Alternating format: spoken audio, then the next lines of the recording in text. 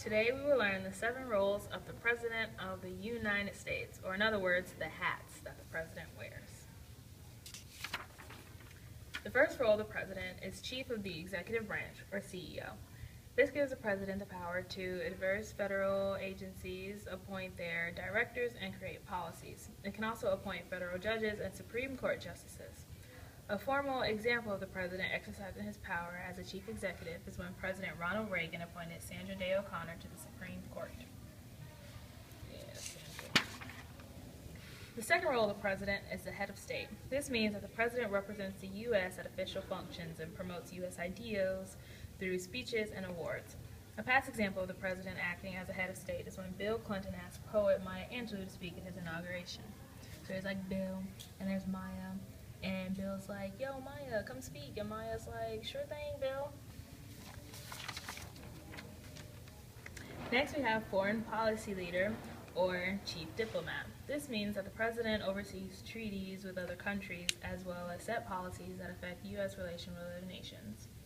An example of a president using his power is when President Woodrow Wilson spins the Treaty of Versailles.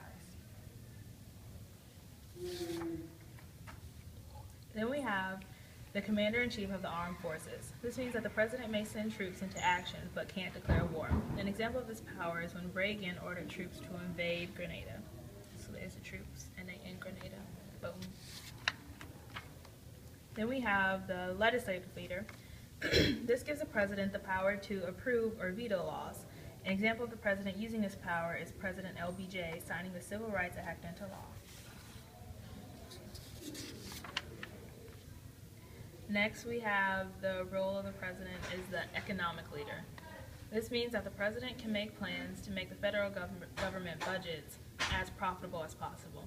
An example of a President using this power is when President FDR moved the economy away from the gold standard. And finally, we have the political party leader. The President can help members of their party run for office, help raise money for campaigns, and appoint party members to important positions.